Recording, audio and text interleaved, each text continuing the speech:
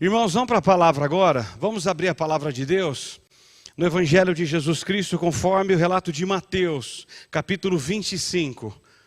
Eu quero falar nessa noite com vocês sobre o julgamento das nações. Será muito interessante, muito, irmãos.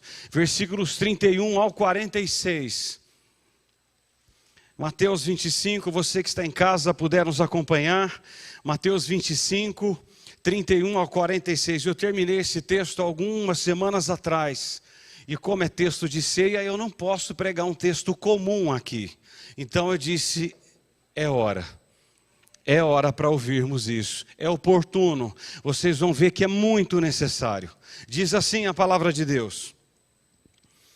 Quando vier o Filho do Homem na sua majestade, e todos os anjos com ele, então se assentará no trono da sua glória, e todas as nações serão reunidas em sua presença, e ele separará uns dos outros, como o pastor separa dos cabritos as ovelhas, e porá as ovelhas à sua direita, mas os cabritos à sua esquerda.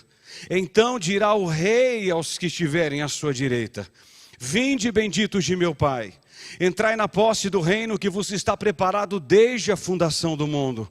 Porque tive fome e me deste de comer, tive sede e me deste de beber, era forasteiro e me hospedastes, estava nu e me vestistes, enfermo e me visitastes, preso e fostes ver-me. Então perguntarão os justos: Senhor, quando foi que te vimos com fome e te demos de comer, ou sede e te demos de beber? E quando te vimos forasteiro e te hospedamos, ou nu e te vestimos? E quando te vimos enfermo ou preso e te fomos visitar? O rei respondendo lhe dirá: em verdade vos afirmo que, sempre que o fizestes a um destes meus pequeninos irmãos, a mim o fizestes.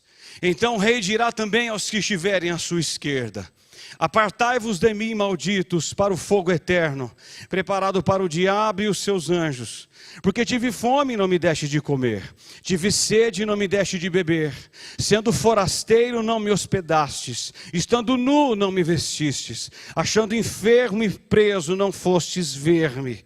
Então eles perguntarão: Senhor, quando foi que te vimos com fome, com sede, forasteiro, nu, enfermo ou preso e não te assistimos? Então lhes responderá: em verdade vos digo que sempre que o deixastes de fazer a um destes mais pequeninos, a mim o deixastes de fazer. E irão estes para o castigo eterno, porém os justos para a vida eterna. Senhor, te bendizemos por essa noite aqui. Eu quero te louvar pelo louvor, pelo tempo tão gracioso do louvor para nós nessa noite. Oramos pelas orações, por tudo que foi feito aqui. Mas eu te peço agora, Senhor dos exércitos, abra o nosso coração mais uma vez, daqueles que estão aqui e daqueles que estão em casa. Abre os nossos ouvidos, para que ouçamos não a voz do homem, mas a tua voz que fala, que muda e que transforma. Te louvamos, te bendizemos nessa noite. É a minha oração em nome de Jesus. Amém, amém. Irmãos, nós temos aqui, nesse texto lido, a própria descrição do Rei dos Reis no dia do juízo. Esse texto não é uma parábola, embora contenha elementos parabólicos. Trata-se de uma símile, contendo uma descrição poética pela profecia de qual se cumprirá. E é a de Mateus 16, 27. Porque o Filho do Homem há de vir na glória de seu Pai, com seus anjos, e então retribuirá a cada um segundo as vossas obras. Ele não é um juiz duro, destituído de compaixão, mas um juiz que ficou comovido pelo seu sentimento de nossas enfermidades, segundo diz John Stott. Dito isso, Eu quero ver com vocês 4 lições. Irmão, aguça. Por favor, aguça. Há 4 lições que eu quero ver com vocês com muita calma. Hoje eu não vou correr. Não vou. Vocês precisam entender o que vocês vão ouvir. Porque isso aqui é muito sério. Muito sério. A primeira lição que eu aprendo no texto com a Bíblia aberta é que Cristo julgará o mundo. Olha o 31. Quando vier o Filho do Homem na sua majestade e todos os seus anjos com ele, então se assentará no trono da sua glória, e todas as nações serão reunidas em sua presença, e ele, Deus, o Rei, separará uns dos outros, como o pastor separa dos cabritos as ovelhas, e porá as ovelhas à direita, mas os cabritos à esquerda. Aqui Jesus se apresenta como Filho do Homem, e como Rei, pois ele se assentará no trono de sua glória, para julgar. Jesus se apresenta ainda como juiz de todos os povos, que estão reunidos com todos os anjos diante do trono de sua glória. O ajuntamento que nós ouvimos aqui, será imediatamente seguido por uma separação.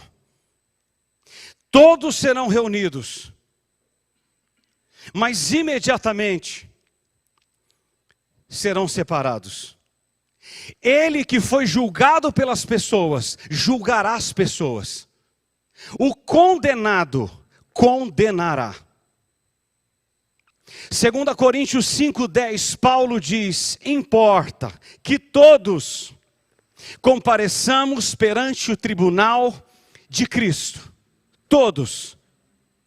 Todos nós compareceremos diante do tribunal. A palavra tribunal aqui no grego é bema. Era um lugar onde se faziam os discursos públicos e onde os magistrados comunicavam todas as suas decisões. É bima. E ainda, era o lugar onde se distribuíam todos os prêmios aos vencedores dos Jogos Olímpicos.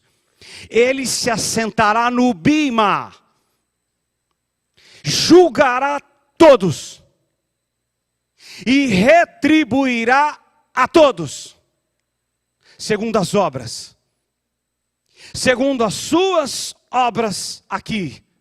Já o termo traduzido por comparecer, pode ser traduzido por ser revelado. Ele revelará tudo. Tudo em oculto.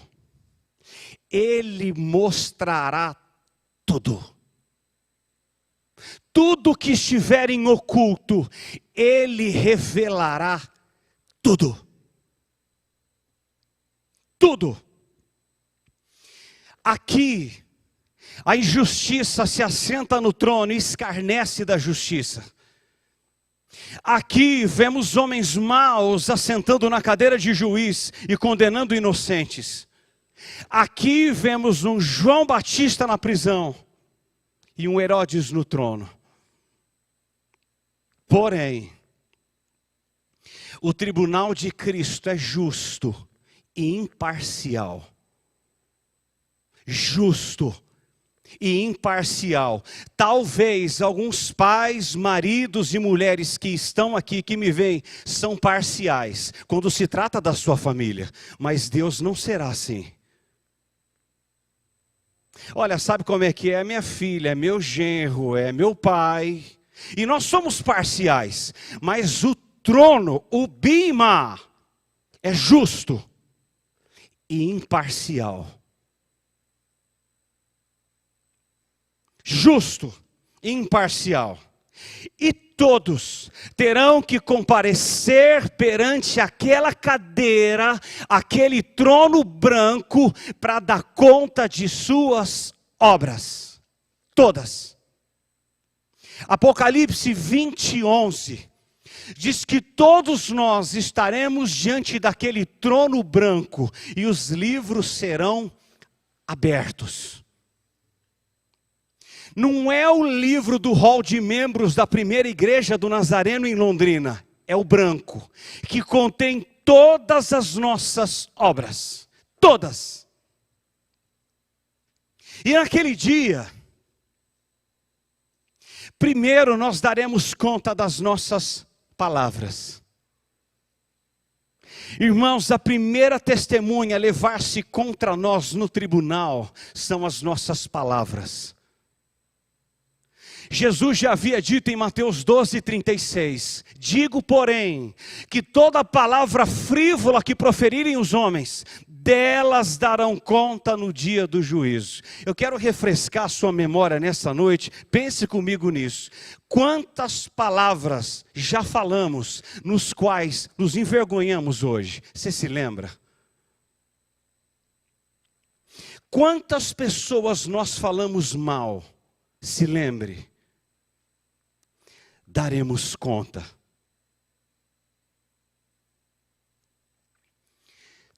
Todas. Todas. Segundo, daremos conta no dia do tribunal das nossas obras. Obras. Irmãos, quantas coisas já fizemos que os pais não viram, que o marido não viu, que a mulher não viu, que os filhos não viram, que os irmãos não viram, mas Deus viu.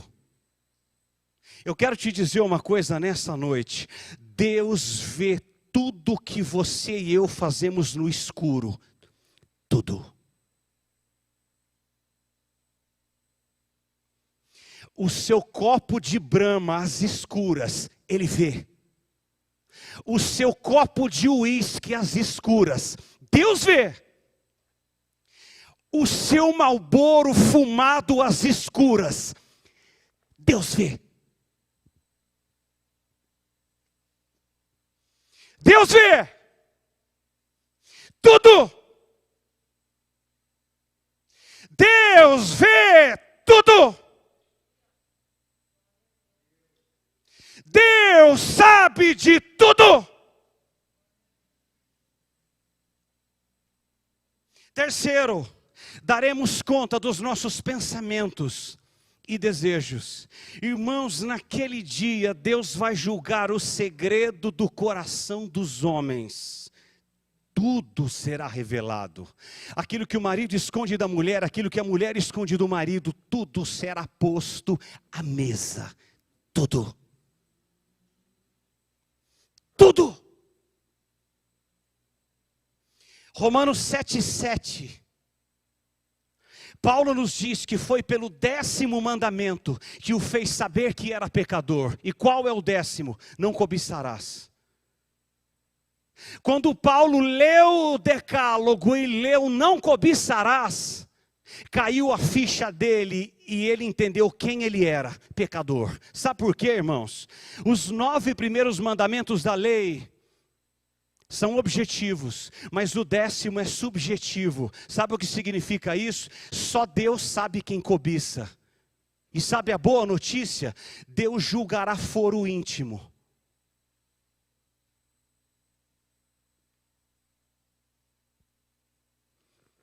Tudo, pensa em algo aí. Deus vê. Ele sabe. Ele sabe de tudo. Deus julgará as nações. Cristo julgará o mundo. Todas as nações que já existiram e agora existem, estarão juntas, todas elas, perante o tribunal, para darem conta. Todas. Todas as nações serão reunidas diante daquele trono, que é insubornável. Segundo, Cristo julgará o mundo, e esse julgamento resultará numa clara e justa distinção. Qual é a distinção? Olha o 32. Todas as nações serão reunidas em sua presença. Ele separará uns dos outros, como o pastor separa o cabrito, as ovelhas. E porá as ovelhas à sua direita, mas os cabritos à sua esquerda. Meu Deus. No início, as nações serão reunidas como uma massa homogênea diante do trono. Mas a miríade será rapidamente dividida. Diz o versículo 32, que Deus separará uns dos outros, como um pastor separa dos cabritos as ovelhas. Detalhe, quem fará separação é o Rei dos Reis. Quem separará uns dos outros, diz o texto, que é o próprio Senhor. Agora, nenhum cabrito ficará entre as ovelhas, e nenhuma ovelha permanecerá entre os cabritos. Impossível. Eu vou repetir. Nenhum cabrito ficará entre as ovelhas, e nenhuma ovelha ficará entre os cabritos.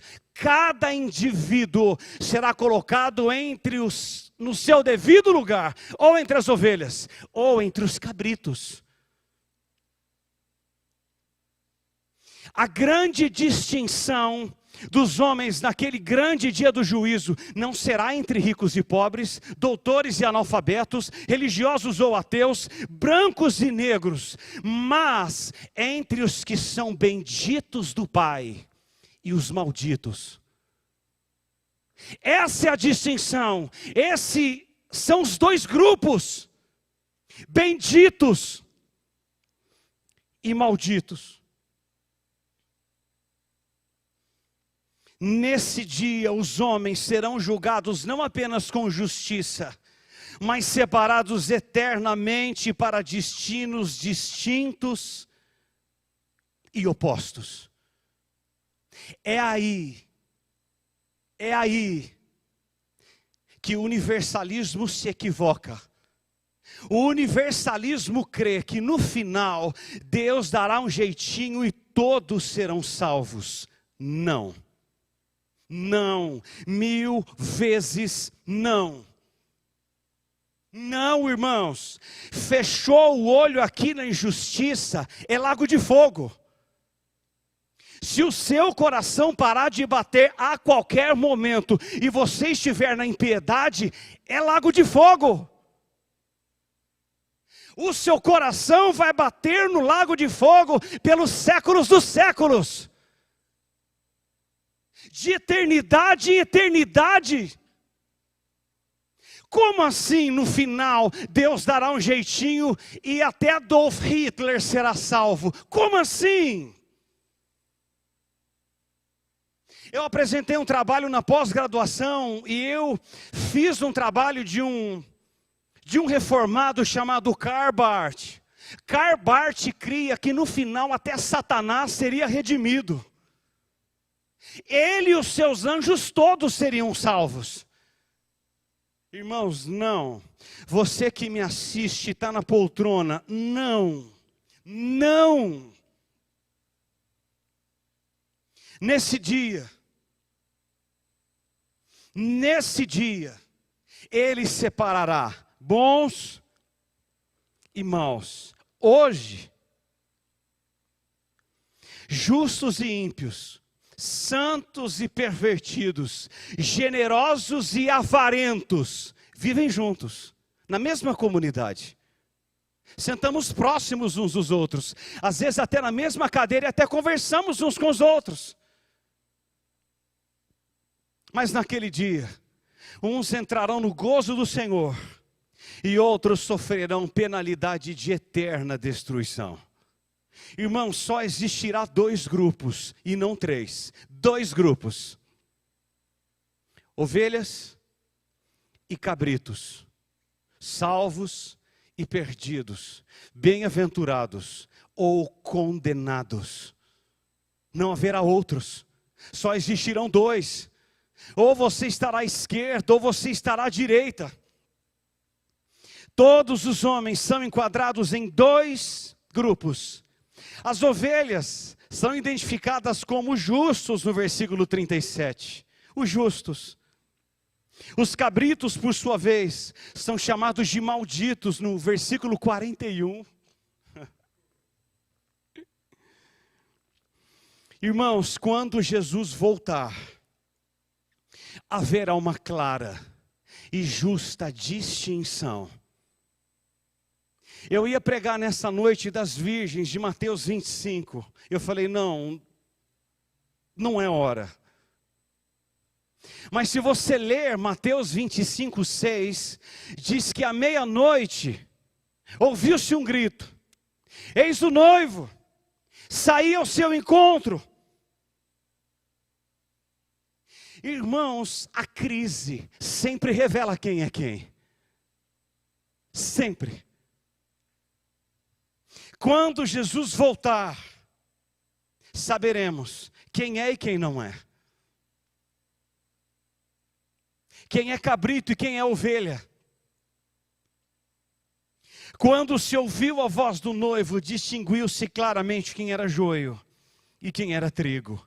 No dia da volta de Jesus, Ele separará quem é de quem não é. Ele separará o falso do verdadeiro. Hoje, estamos todos juntos. Todos. Alguns até tomam da ceia indignamente. Alguns até comem do pão e do cálice, pensando que é um pão da padaria e um suco de uva ao Del Valle. E come e bebe juízo para si. Mas naquele dia não. Terceiro. Cristo julgará o mundo.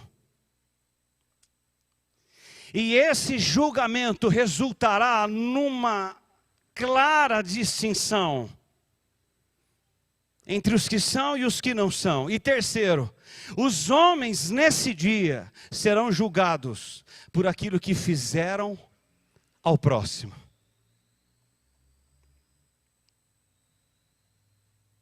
Irmãos, isso aqui é tão sério que eu não estou nem respirando direito. Acreditem.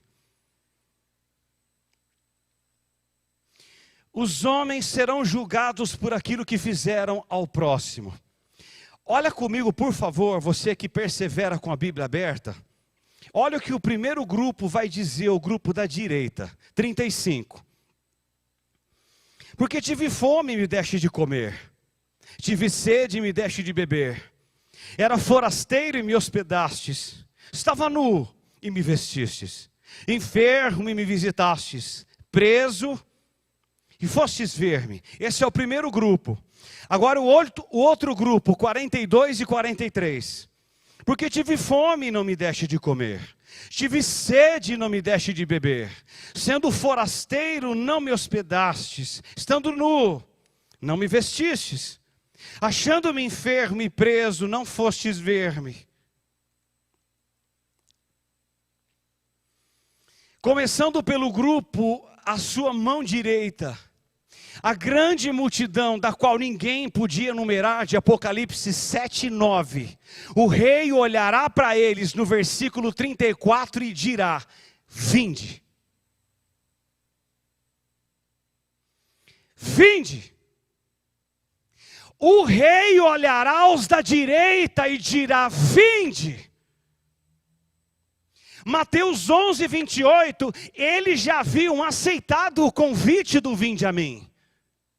Eles já haviam aceitado. Agora, Jesus acena um outro e mais glorioso: vinde. Ah, rei. Vinde. Venham. Venham. Venham, os que estiverem à direita, venham. Venham. O rei o chama por um nome mais excelente ainda no versículo 34. Ele diz: venham quem? Benditos de meu Pai. Venham benditos de meu Pai, e informa-lhes ainda que está preparado a eles uma herança que não foi preparada depois da queda de Adão. Não, não, não. Venham benditos de meu Pai, para a herança que vos está preparada antes da fundação do mundo. Antes. Irmãos, a salvação não é um plano B, porque o plano A fracassou. Não, não. Ele preparou a salvação antes de tudo existir. É antes da fundação do mundo. Porém, Jesus se dirige aos que estiverem à sua esquerda, e diz o versículo 41, irmãos, eu imagino o doce Jesus pronunciar essas palavras. Eu entrei dentro do texto, o doce Jesus a dizer, apartai-vos de mim. O doce que em vida diz vem, no dia do juízo vai dizer, apartai-vos de mim. O doce Jesus que em graça, enquanto o nosso coração bate e diz, vem a mim. No dia do juízo vai dizer, apartai-vos de mim. Chama-os de malditos e envia-os para o fogo eterno, preparado para o diabo e os seus anjos. A quem inicialmente o inferno foi preparado? Diabo e seus anjos, não para o homem. Isso veio com a queda.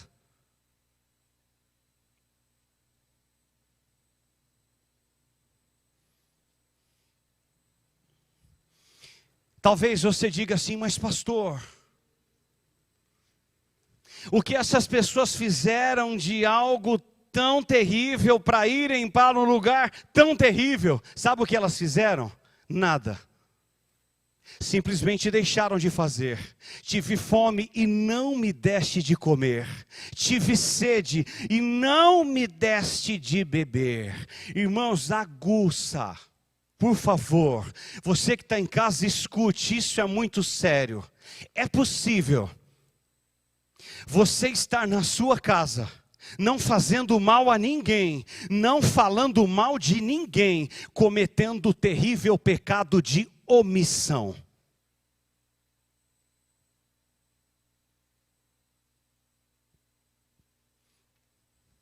Omissos. Há muita gente omissa. Sabe o que os omissos fazem? Eu sei, vamos orar. Isso se chama omissão. Os omissos vão dar conta. Mas pesado. Os pecados que Jesus menciona aqui nesse texto lido são apenas os pecados de omissão. Tive fome e não, tive sede e não, forasteiro e não, nu não, enfermo não, não! Eu nunca fiz nada a ninguém. Eu simplesmente vivi a minha vida morna e apática, omissa. Guardando dinheiro no banco para apodrecer lá. Guarda dinheiro, guarda, vai guardando. Amanhã você pode estar morto, amado. Omissão. Esse pecado é duro para Jesus, é duro. Você está sabendo que alguém está na magrela? Vamos orar. Não, se você pode, meta a mão no bolso, meta! Ajude! Vocês estão bem quietos hoje, hein?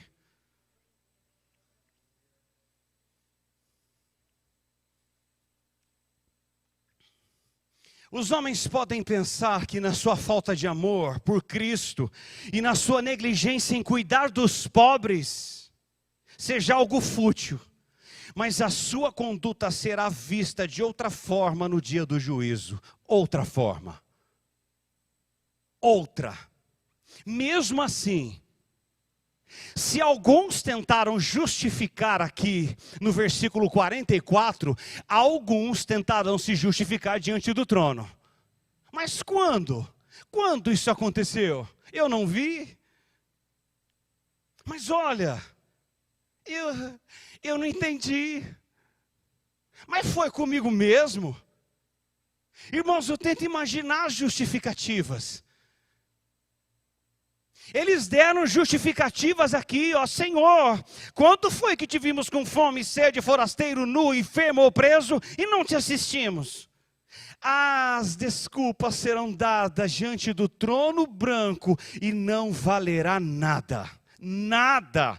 Todas as desculpas serão infundadas, todas não terão fundamento. Queridos, as pessoas serão julgadas, não por sua profissão de fé ou seu credo, nem pelo seu desempenho na adoração. Se você falou em línguas ou não, se você era mais comedido ou não, não. O critério é o que fizemos ao próximo. Esse é o critério e será o critério. Não é quantos carros você tem e quantos mil você tem em cada conta. Diz o versículo 45. Que socorrer os pequeninos irmãos do Senhor é o mesmo que socorrê-lo. Ah, nos ajuda, Jesus. A antítese é verdadeira. Desamparar os pequeninos do Senhor é desamparar o próprio Senhor. O próprio. Se as lâmpadas com azeite em Mateus 25 apontam para o preparo íntimo do crente, o texto lido aqui mostra a necessidade de transformarmos o nosso discurso religioso em prática. Prática. As lâmpadas do azeite é estar preparado. Aqui Jesus diz, saia do preparo e mostre. Saia do preparo e ajude. Ajude. Irmãos, a melhor maneira de servir a Cristo é servir aos necessitados ao alcance das nossas mãos. É o melhor. Eu tenho orado a Deus para Deus me fazer prosperar muito aqui em Londrina. Sabe por quê? Irmãos, eu ajudei muita gente em Campinas. Aqui eu não posso porque não dá. Eu faço o que dá. Mas eu tenho orado a Deus, Senhor, me dê posses. Me dê posses para eu ajudar pessoas. Ajudar pessoas.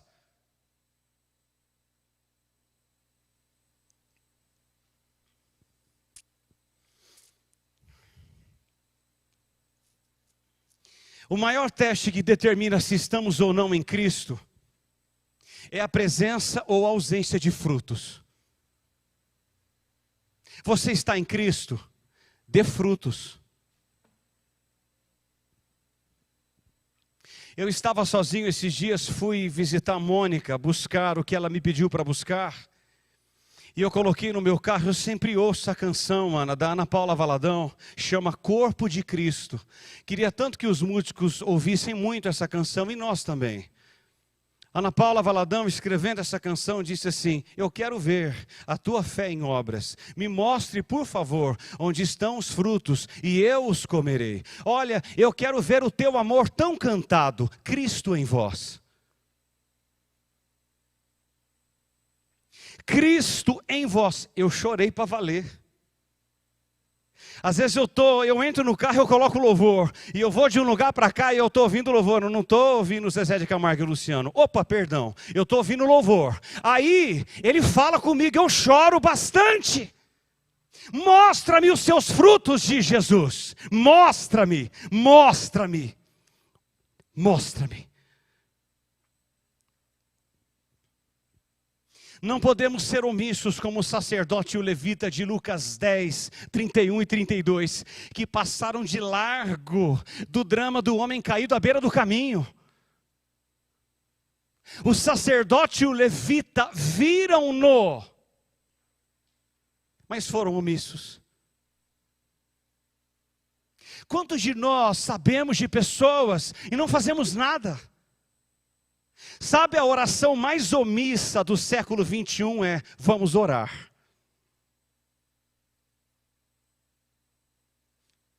Vamos orar. Ainda engrossamos a voz: vou orar por você. Se você pode, ajude. Ajude. Ajude. Irmãos, não se trata de perguntar. Alguns perguntam: mas essa pessoa merece as minhas boas obras? Você já fez essa pergunta para Deus alguma vez, a querer ajudar alguém? Deixa eu te dar uma réplica. Quando eu falo assim para Jesus, eu vejo alguém que merece, e aí eu, na minha insolência, vou dizer assim: Senhor, acaso essa pessoa merece as minhas boas obras? Aí é como se Deus sentasse diante de nós na cadeira e dissesse assim: acaso você merecia o que eu fiz por você em Cristo?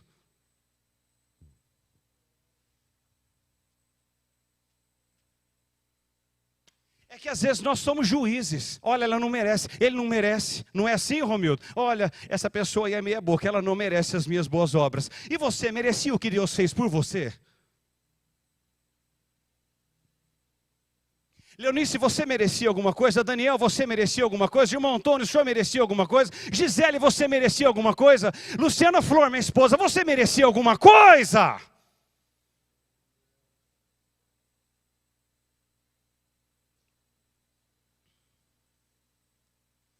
Também não devemos ser como o intérprete da lei que se esquivou, perguntando assim para Jesus em Lucas 10, 29, mas quem é o meu próximo? Ai, meu Deus, quem é o meu próximo? Leia o contexto de Lucas 10, na parábola do bom samaritano, você sabe que você vai descobrir? A pergunta não é quem é o meu próximo, e sim de quem eu posso ser o próximo. A necessidade do próximo é uma oportunidade escancarada diante dos nossos olhos, diz o Senhor. Faça. Faça. Tiago 4,17 é mais profundo ainda. Ele diz: aquele que sabe que deve fazer o bem e não faz, nisso peca. Irmãos, olha a profundidade do negócio, porque conhecimento implica em responsabilidade. Se você sabe, você precisa fazer. Se você não faz, você é omisso, você peca. Eu sei, eu preciso fazer. Nós jogamos nas costas de Jesus e diz: vamos orar. Se você sabe e pode, ajude. O nosso pecado torna-se mais grave porque pecamos contra um maior conhecimento. Torna-se mais hipócrita porque declaramos que cremos, mas desobedecemos. Isso é omissão. Você sabe, faça. Faça, irmão, faça. Em nome de Jesus, faça. Faça. Agora, nós precisamos entender que Jesus não diz no texto que nós somos salvos por obras. Não diz. Não diz. Eu não sou salvo por obras, mas para as boas obras, como diz Efésios 2:10.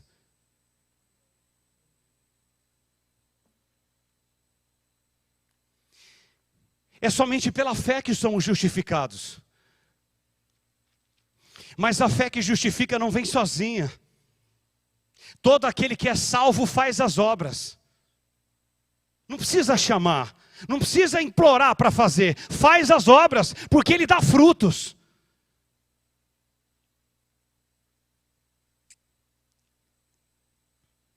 Marcos 9:41, eu amo Jesus, irmãos. Ele diz assim: aquele que vos der de beber um copo de água em meu nome, porque sois de Cristo, em verdade vos digo que de nenhum modo perderá o galardão. Cristo julgará o mundo. E nesse julgamento Ele separará os que são dos que não são. Os homens serão julgados por aquilo que fizeram ao seu próximo. E quarto, e eu termino, o julgamento final resultará ou em bem-aventurança eterna, ou em punição eterna. Olha o 34. Então dirá o rei os que estiverem à sua direita. 41. Então o rei dirá também aos que estiverem à sua esquerda. 46. E irão estes para o castigo eterno, porém os justos para a vida eterna. E irão estes, os cabritos, para o castigo eterno, porém os justos, as ovelhas, para a vida eterna. Amado, o tormento é da mesma duração que a vida eterna. Tormento eterno. Irmãos, vamos pensar em eternidade um pouquinho? O que é eternidade? Nós não sabemos o que é. Eu não sei o que é eternidade com a minha racionalidade. Sabe por quê? Se você tirar 1 milhão de anos da eternidade, continua a eternidade. Se eu tirar 1 bilhão de anos da eternidade, continua a eternidade. Então a eternidade não é tempo. Nós estamos há quase 2 anos na pandemia e alguns estão desesperados. Irmão, você já imaginou pelos séculos dos séculos no inferno? Isso, pensa mesmo, pensa. Irmã Dalcimar, eu entrei dentro dessas linhas que eu escrevi e eu tentei imaginar um homem condenado pelos séculos dos séculos no lago de fogo. Consegue imaginar isso? Não vai sair de lá. Lucas 16, a partir do versículo 19, retrata o desespero daquele homem rico que foi para o inferno. Não dá para sair, não vai sair.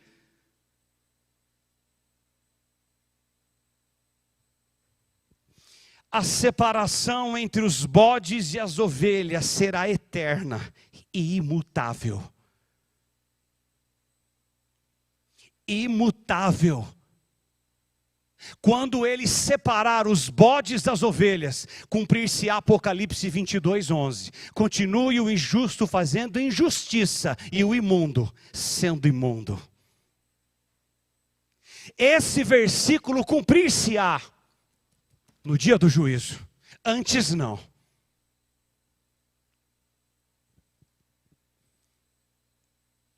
Ele julgará as nações. Você crendo ou não, gostando ou não, estando pronto ou não, Ele julgará todos, grandes e pequenos, vivos e mortos, os que morreram há muito tempo e estão esquecidos nos cemitérios, afogados, queimados e comidos por feras. Eles serão levantados do pó e comparecerão todos no dia do juízo diante do trono de Deus. Todos!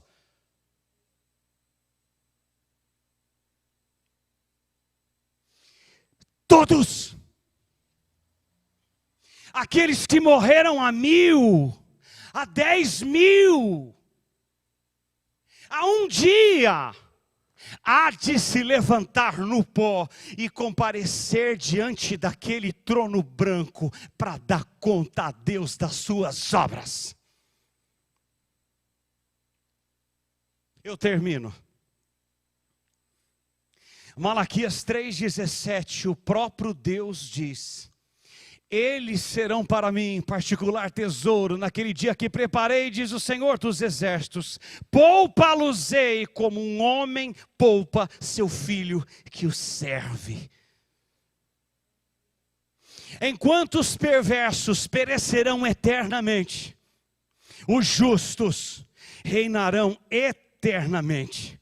Enquanto os perversos ressuscitarão para o juízo, os justos ressuscitarão para a vida eterna.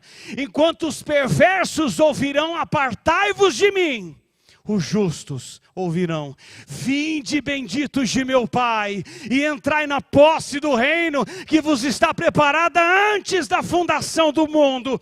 Enquanto os perversos serão como o restolho, os justos serão vestidos de branco, reinarão com ele pelos séculos dos séculos.